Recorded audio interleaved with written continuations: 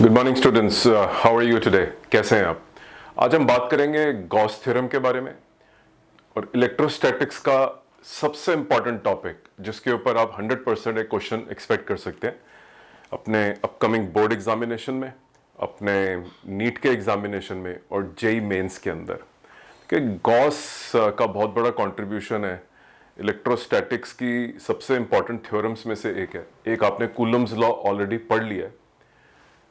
ये बात याद रखिए कि अगर कूलम्स लॉ वैलिड नहीं है तो गॉस लॉ भी एग्जिस्ट नहीं करता। तो गॉस लॉ 100% कूलम्स लॉ पे डिपेंडेंट है और जो कूलम के अंदर फोर्स और डिस्टेंस के बीच में इनवर्स स्क्वायर लॉ है उस पे बेस्ड है। अगर वो वायलेट हो गया तो गॉस लॉ भी वैलिड नहीं होता। ये एक इंपॉर्टेंट बुलेट पॉइंट होता है कि गॉस लॉ की वैलिडिटी के लिए कूलम्स लॉ का एग्जिस्टेंस बहुत जरूरी था। अब हम बात करते हैं गॉस लॉ, जिसको बेसिकली आपने अगर देखा होगा बुक्स के अंदर जिस तरह से वो एक्सप्रेस करा जाता है, तो लिखा जाता है कि द फ्लक्स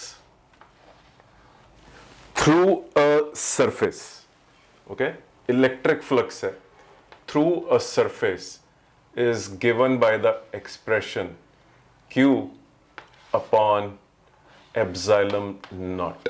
और देखिए ये जो चार्ज है, दिस चार्ज इज इंट्रैप्ड या enclosed bye a close surface. वो जो सरफेस जिसमें चार्ज इनक्लोज्ड होता है उसको बोलते हैं गॉसियन सरफेस।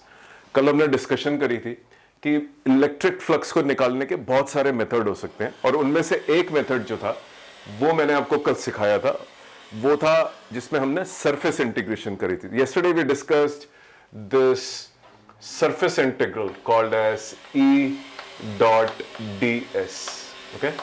तो देखिए सरफेस इंटीग्रल जो E.ds का है वो भी फ्लक्स देता है, इलेक्ट्रिक फ्लक्स देता है, और ये वाला जो एक्सप्रेशन है ये भी इलेक्ट्रिक फ्लक्स देता है। तो देखिए दोनों ही एक्सप्रेशंस इलेक्ट्रिक फ्लक्स निकालने के काम आते हैं। ये देखिए ये एक्सप्रेशन नंबर 2, तो ये भी गॉस लॉ है और ये भी गॉस लॉ है। गॉस ने जो अपना एक्सप्रेशन दिया था उसने बेसिकली ये बोला था कि आप, जैसे मैं आपको एग्जांपल देता हूं कि आपके पास एक पॉइंट चार्ज है, this is your point charge. अगर इसके अराउंड आप एक सरफेस बना दें, ये आपने इसके थ्रू एक सरफेस बना दिया, इस सरफेस के थ्रू जो इलेक्ट्रिक फ्लक्स है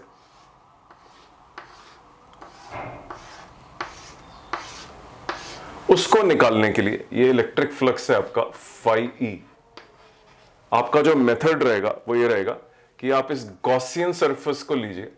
जो गॉसियन सरफेस होता है, गॉसियन सरफेस, देखिए गॉसियन सरफेस के अंदर चार्ज होना जरूरी है।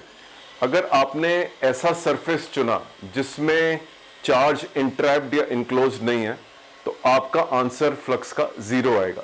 कहने का मतलब है, मान लीजिए ये आपका एक सरफेस है,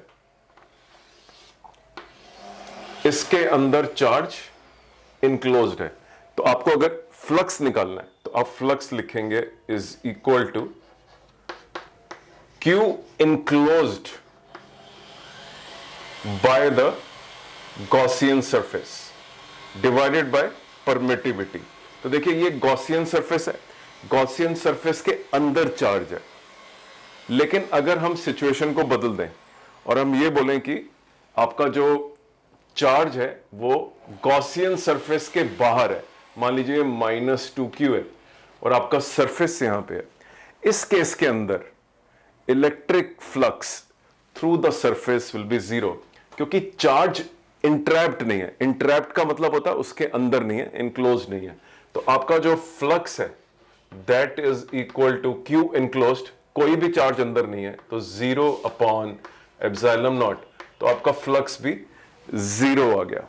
इस तरह के न्यूमेरिकल आपके बोर्ड के एग्जाम में, नीट के एग्जाम में, जेई मेंस में अलग अलग फॉर्म्स में आते हैं।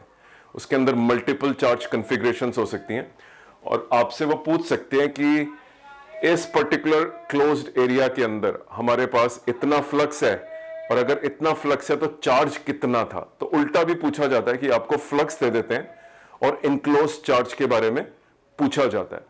तो मैं आपको और एग्जांपल दे देता हूं। मान लीजिए आपके पास एक गॉसियन सरफेस है, यही वाला गॉसियन सरफेस है, एक चार्ज आपका ए पॉइंट पे लोकेटेड है, एक चार्ज आपका बी पॉइंट पे लोकेटेड है और एक चार्ज आपका सी पॉइंट पे लोकेटेड है। इस तरह से चार्ज डिस्ट्रीब्यूशन है आपकी। तो ये -2q चार्ज है और ये आपका +3q चार्ज है।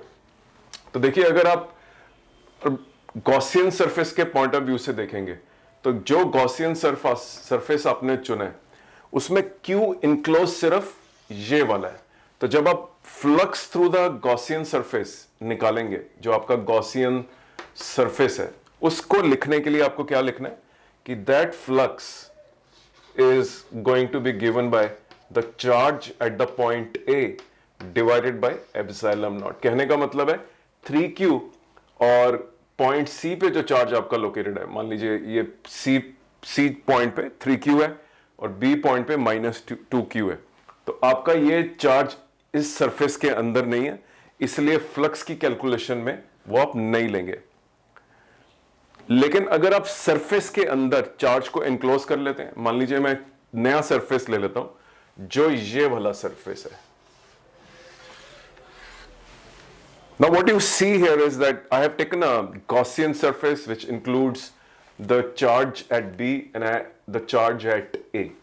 So the Gaussian surface now has changed, and therefore the flux through this Gaussian surface will be calculated again with the expression phi E is equal to the charge enclosed.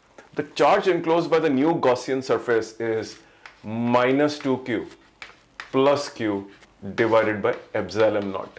You can see the charge enclosed is this and this. Again, C has not been included because it is outside the Gaussian surface. You can expect a numerical where they can give you multiple charges and multiple Gaussian surfaces, and they can ask you what is the the flux enclosed in the surface A. उस Gaussian surface में charge ढूंढिए कितने enclosed हैं। एक situation तो आपकी ये हो गई। तो ये गॉसियन सरफेस क्या होता है, गॉस लॉ क्या करती है, वो थोड़ा सा आपको आइडिया हुआ। गॉसियन सरफेस के बारे में दूसरा इंपॉर्टेंट पॉइंट, यहां पे गॉसियन सरफेस एक मैंने सर्कल शेप में बनाया। बेसिकली एक स्फीयर है, 2D के अंदर नजर आ रहा है आपको। तो ये गॉसियन सरफेस मैंने आपको एक स्फेरिकल शेप दिखाई है।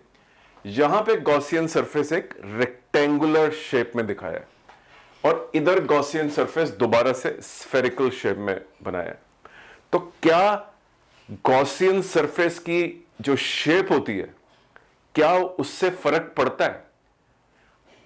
आंसर है कोई फर्क नहीं पड़ता। अगर आप गॉसियन सरफेस को स्फीयर दिखाएं या आप उसको एक रेक्टेंगुलर लूप दिखाएं, जो उसके थ्रू फ्लक्स पास होगा वो चेंज नहीं होगा। इसका क्या मतलब है, मान लीजिए आपके पास दो चार्जेस हैं, -q और +2q, और इन दो चार्जेस को अगर आप एक इमेजिनरी गॉसियन सरफेस के अंदर इंक्लूड कर दें तो इनक्लोज चार्ज अभी भी +q है। लेकिन अगर आप इन दोनों चार्जेस को -q और +2q को आप इस इमेजिनरी सरफेस को बदल दें और इस इमेजिनरी सरफेस को आप एक रेक्टेंगल दिखा दें, तब भी इलेक्ट्रिकल फ्लक्स सेम ही रहेगा, कोई फर्क नहीं होगा। तो आपको इस बात की समझ होनी चाहिए कि किस गॉसियन सरफेस की शेप से कोई फर्क नहीं पड़ता। यह भी एक पॉइंट ऑफ कंफ्यूजन है, और अपने बुलेट पॉइंट्स में गॉसियन सरफेस के बारे में इस पॉइंट को अच्छी तरह याद रखिए कि गॉसियन सरफेस की शेप से कोई फर्क नहीं पड़ने वाला। तो so make sure that if the shape of the Gaussian surface changes, that brings no change in the situation at all. If the Gaussian surface encloses the same quanta of charge which was there in the different shape of the Gaussian surface, the flux passing through the surfaces, irrespective of the shape, remains the same, is only dependent on the amount of charge enclosed. So I conduct live classes. If you like these videos, send me a feedback. My WhatsApp number where you can send your request for live classes is given in this video, and I look forward to talk to you. Just make sure that you practice Gauss law and ensure its applications are clear in your mind. So thank you very much for your time today. It was my pleasure teaching you. Good luck.